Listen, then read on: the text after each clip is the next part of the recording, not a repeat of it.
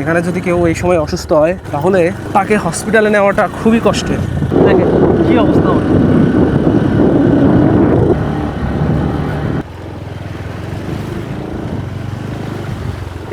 রাস্তা আমরা আসলাম তো খুব খারাপ রাস্তা, আবার নদী ভাঙে, বান এসে খাওয়া যায়, আবার নদী এদিকতে ভাঙে ওদিকতে ভাঙে চতুর্দিক দিয়ে, ওই আমরা কুড়িয়ে ঘরের মধ্যেই থাকি।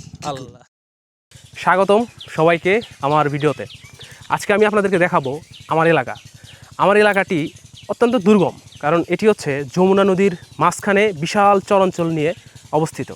তো আমাদের এলাকাটা একদম দুটো অঞ্চলে ভাগ হয়ে গেছে, কারণ মাঝখান দিয়ে নদীর একটা যমুনা নদীর শাখা নদী চলে গেছে, যার ফলে আমাদের একটা উত্তর পার্ট আর হচ্ছে দক্ষিণ পার্ট।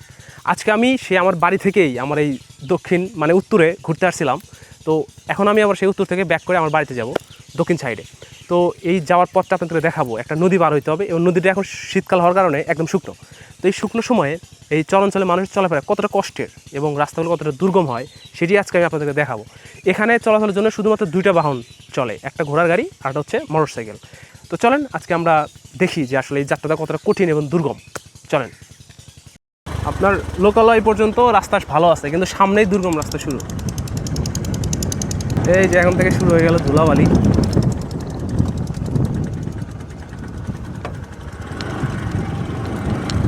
দেখেন দূরে লোকজন কাজ করতেছে খেতে। আমি আর আমার ছোট ভাই, আমরা দুই ভাই মোটরসাইকেলে। দেখেন ঘোড়া। এগুলো আসলে কোনো পরিকল্পনা করে রাস্তা না, জাস্ট প্রকৃতির মধ্যে মানুষ চলতে চলতে যে রাস্তা তৈরি হয়ে যায় সেই রাস্তাগুলো।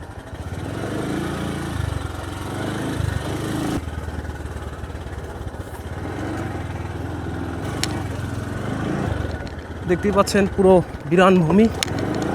আমরা কীরকম একটা দুর্গম রাস্তা পার হয়ে সামনে দিয়ে যাচ্ছি। এবং এটা হচ্ছে একটা সময় নদী ছিল, বাট এখন মাটি পড়ে এটা এখন অনেকটা কায়েম হয়ে গেছে। এখন সামনে গেলে হচ্ছে মেইন নদীটা বাইরে বের হবে। তো এখানে রাস্তাটা দেখেন কি অবস্থা, ধুলা, পিছনে ধুলা উঠতেছে প্রচুর। মানুষজন এখানে এইভাবেই চলাফেরা করে। এখানে যদি কেউ এই সময় অসুস্থ হয় তাহলে তাকে হসপিটালে নেওয়াটা খুবই কষ্টের, এবং এই জন্য এই চরাঞ্চলের মানুষের জীবনযাপন খুবই কঠিন। কিন্তু এখানে মানুষ থাকে আসলে, এখানে আবাদ ভালো হয় মানুষের জমিতে। এই যে দেখতে পাচ্ছেন আমরা চলে আসছি নদীর এখানে। দেখেন এদিকে হলো লোকালয় আর এই বাম দিকে এই যে পুরো নদী। এটা এখন শুকনো মৌসুমে পুরো শুকিয়ে গেছে, বন্যার সময় পুরো ভরে যায়। কিন্তু এখন এই শুকিয়ে যাওয়ার কারণে মানুষের কষ্ট বেশি হয়েছে। যদি বন্যা থাকতো, পানি থাকতো, তাহলে হচ্ছে মানুষ তাও নৌকাতে চলাফেরা করতে পারত। এখানে গাড়ি চালানো আর জীবন যুদ্ধ করা দুটাই সমান। ঘোড়া গাড়ি চলার ফলে দুটো লাইন তৈরি হয়েছে চাকার দ্বারা, সেই লাইনের একটা লাইনের ভিতর দিয়ে আমরা গাড়ি চালিয়ে যাচ্ছি। খুবই কঠিন। এর ভিতর দিয়ে গাড়ি চালাতে প্রথমত মানে নিজের শরীরের 12টা বাজে, গাড়ি চালানো যায় না। আর দ্বিতীয় হচ্ছে গাড়ির অবস্থা বাজে হয়ে যায়। এখানে গাড়ি সার্ভিসিং করাইতে আমাদের অবস্থা খারাপ হয়ে যায়। তারপরেও কিছু করার নাই, কারণ এটারই জীবন। এখানে থাকতে হলে, টিকতে হলে এইভাবেই চলতে হবে। পুরা মরুভূমি, যেদিকে তাকান শুধু মরুভূমি।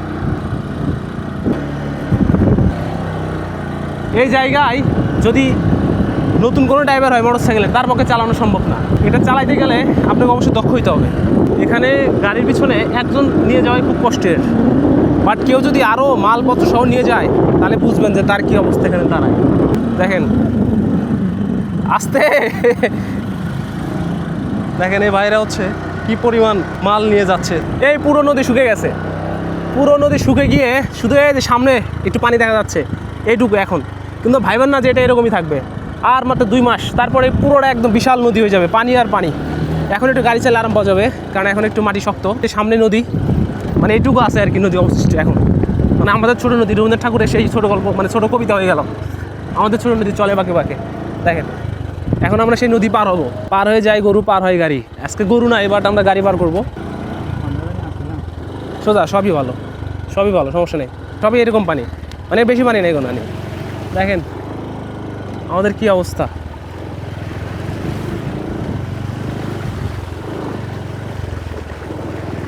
মানে থামা যাবে না, একটা না চলে যাও।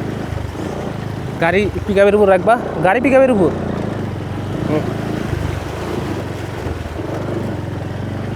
তো এখানে মানে পানি একদম অল্প। এখানে আপনার নিচে বালু দেখা যাচ্ছে, হ্যাঁ নিচে একদম বালু দেখা যাচ্ছে। তো দেখেন এই অবস্থা আমাদের। ভালো আছেন? আল্লাহ দিয়ে ভালো ভালো ও ভালো হ্যাঁ আছি ভালো ইনশাল্লাহ।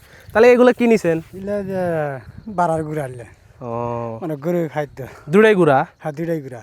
ও এগুলা আপনার বাড়ি কোন সাইডে? আমার বাড়ি পূর্ব মাঝারি। তাহলে এডে যাওয়া লাগে রাস্তা? হ্যাঁ এই রাস্তা আগে যাওয়া লাগবে। আমরা আসলাম তো খুব খারাপ রাস্তা, তাই না? বালু মানে পুরাটাই বালু বালু।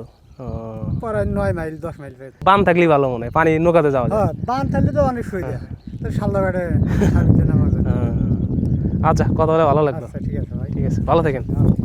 তো আমরা হচ্ছে নদীটা প্রায় পার হয়ে গেছি, আমাদের যে দক্ষিণ সাইড, আমরা সেই দক্ষিণ সাইডে চলে আসছি। দেখতেই পাচ্ছেন রাস্তাটা কতটা জটিল। এখানে আমার নামাই দিবে খারাপ অবস্থা যাবে। আচ্ছা ঠিক আছে ইনশাল্লাহ, আল্লাহ ভরসা যাবে বলছি। আল্লাহ খারাপ অবস্থা। যাই হোক অবশেষে আমরা দেখেন আমার পিছনে আমরা নদীটা পার হয়ে এখন আমরা মোটামুটি আমাদের এই দক্ষিণ সাইডে চলে আসছি। দেখতে পাচ্ছেন ঝাউ গাছের মাঝখান দিয়ে রাস্তা, সব বালুময়। এখানে বাদাম চাষ হচ্ছে, দেখেন লোকজন বাদাম গাছছে এখানে। এখানে আসলে রাস্তাটা বেশি খারাপ, যার কারণে হচ্ছে আমি একটু নেমে গেলাম। বাদাম গাছ এখান দিয়ে সব জায়গায় বাদাম গাছ গাছছে, দেখেন দূর দিয়ে সব বাদাম গাছ। অনেকে নাকি জানে না বাদাম কোথায় ধরে, তো আমি আপনাদের একটা বাদাম তুলে দেখাবো। যদি এইভাবে বাদাম তোলা ঠিক না, কিন্তু এই দেখেন বাদাম মাত্র ধরতেছে, এটা ধরতেছে আসেই নাই। বাদাম আসলে মাটির নিচে ধরে, উপরে গাছ থাকে। বাদাম সবসময় মনে করেন বালুর ভিতরে হয়, হ্যাঁ বালু ছাড়া কিন্তু বাদাম হবে না। ওই দেখেন লোক কাজ করতেছে দূরে, তারা মনে হয় কোনো ফসল উঠাচ্ছে বা ঘাস উঠাচ্ছে তার গরুর জন্য। এগুলো দেখতে পাচ্ছেন, এগুলো সম্ভবত তিল। এখানে একটা পেঁয়াজের ক্ষেত, এখন সামনে বেরোয় ভুট্টার ক্ষেত।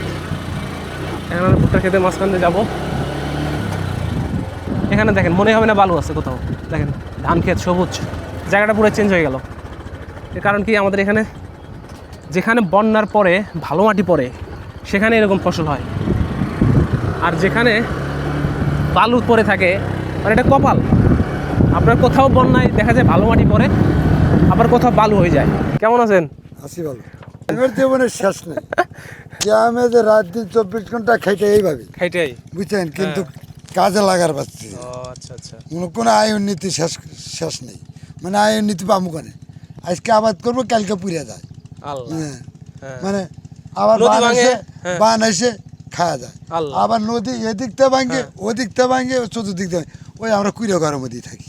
আল্লাহ ওই কয় বন্যা আসলে হ্যাঁ কীভাবে থাকবো বলে ওই চাং ফেলাই খাট জায়গা দিই। হ্যাঁ উপরে হ্যাঁ ধন্যার উঠদেন তুলে তুই উঠে দেয়। ঘরের মধ্যে এত মাটি কাটছি তাও পানি। ওটাই ভিডিও ছিল, এই ভিডিও। তা আগে গরু আনতে যাচ্ছে নাকি ইয়া দেখতে? ওই যে এই যে ভুট্টার আগা, ও গরুকে খাওয়াবেন? হ্যাঁ কাটছি ওই সাইডে। আচ্ছা আচ্ছা আচ্ছা, গরু মেলা দূর, বুঝতে পারছি। এই রাস্তাটা যা তো ভুট্টা আবাদ করেন নাই আপনি? হ্যাঁ ভুট্টা আবাদ করেন নাই? ভুট্টা আবাদ করছে, ও ভুট্টা আবাদ করছি বিঘা 6। কাকার গরু কয়টা? গরু আছে 8টো। ও মাশাআল্লাহ, তাহলে তো ভালোই। আচ্ছা কাকা দেখা হবে, হ্যাঁ যাই। আচ্ছা দোয়া করেন।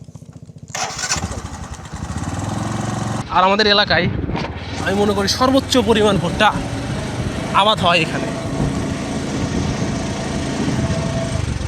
আর যদি আপনারা জানতে চান আমাদের এলাকাটা, এটা হচ্ছে সিরাজগঞ্জ জেলায় গাজীপুর থানায়। এটা হচ্ছে চরের মধ্যে, যমুনা নদীর চর অঞ্চল। দেখতে দেখতে আমরা লোকালয়ে চলে আসলাম। এখানে লোকজনের বাড়িঘর।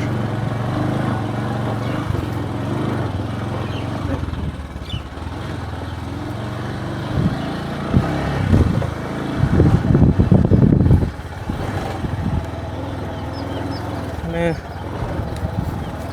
বাড়িঘরগুলো এখানে এরকম হয়, চর অঞ্চলের মানুষ একটু মাটি কেটে ভিটা করে এখানে বাড়ি করে।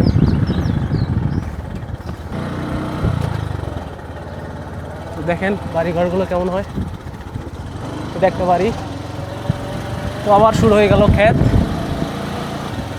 তো ওই জায়গাগুলো, এই জায়গাগুলো রাস্তাগুলো ভালো, মানে মাটি শক্ত হলেই রাস্তা ভালো। এই যে দেখতে পাচ্ছেন, এটা একটা স্কুল, এবং ভিটা করে করা হয়েছে যেন বন্যার সময় পানি না ওঠে, স্কুল যেন চালু থাকে। রাস্তাগুলো এরকম একবার উঁচু একবার নিচু, একবার ঢালু আঁকা বাঁকা, এইভাবেই চলছে। দেখেন এই বাড়িটি কত সুন্দর একটা পজিশন। রাস্তা কিছু সময় ভালো বের হয়, আর কিছু সময় একটু খারাপ বের হয়। তো ভালো মন্দ মিলিয়ে রাস্তা, কিন্তু বেশিরভাগ রাস্তায় বলা যায় খারাপ। এখানে তো আসলে যে রাস্তা, এখানে তো আসলে আপনি অটোও চলবে না, অন্য কোনো গাড়ি চলা সম্ভব না, শুধু ঘোড়া গাড়ি চলে আর মোটরসাইকেল। তবে একটা ভালো বিষয় হচ্ছে আমাদের এলাকায় গত 3-4 বছর যাবত বিদ্যুৎ এসেছে। বিদ্যুতের লাইন দেখতে পাচ্ছেন, আর এখানে একটা আকাশমণি গাছের বাগান, এটাকে ইউক্যালিপটাস গাছ বলে, আমরা এলাকায় বলে আকাশমণি গাছ।